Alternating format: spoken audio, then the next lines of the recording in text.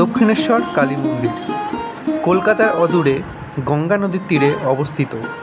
1855 সালের 31শে মে স্নানযাত্রার দিন রানী রাসমণির হাত ধরে এই মন্দির প্রতিষ্ঠিত হয়।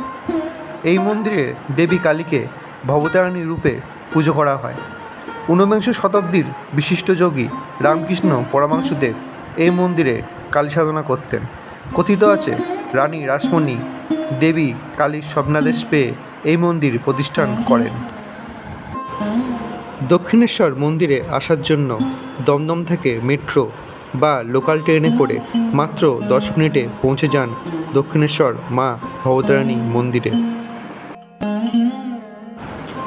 দক্ষিণেশ্বর স্টেশনে নেমে স্কাই ওয়াক দিয়ে মাত্র 5 মিনিট হাঁটলেই সহজে পৌঁছে যাবেন দক্ষিণেশ্বরের মূল গেটে। স্কাই ওয়াক দিয়ে হাঁটার সময় আপনি পুজো দেওয়ার জন্য বিভিন্ন ডালার দোকান দেখতে পাবেন। এছাড়া বিভিন্ন মূর্তি ও খেলনার দোকানও দেখতে পাবেন। দক্ষিণেশ্বর মা ভবতারিণী মন্দিরে যাওয়ার এটাই হলো মূল গেট। মূল গেটের ঠিক পিছনে আছে গাড়ি রাখার ব্যবস্থা। পার্কিংয়ের থেকে একটু আগে অর্থাৎ মন্দিরের ঠিক পাশেই আছে মোবাইল, ব্যাগ ও জুতো রাখার ব্যবস্থা।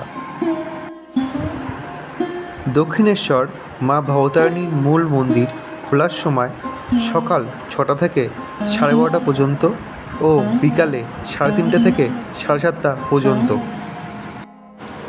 মা ভবতারিণীর মূল মন্দির ছাড়া ভিতরে আপনি নাট মন্দির ও শিব মন্দির, রাধাকৃষ্ণ মন্দির, জগন্নাথ মন্দির, রামকৃষ্ণ ও সারদা মায়ের মন্দির দেখতে পাবেন।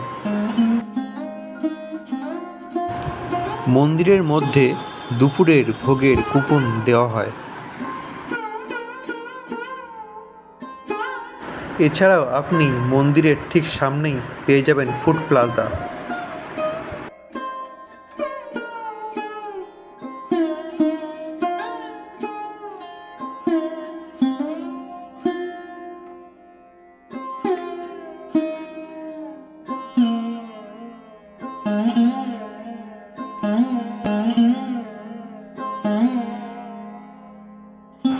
মন্দিরের ঠিক পাশেই আপনি স্নান করার জন্য গঙ্গার ঘাট পেয়ে যাবেন।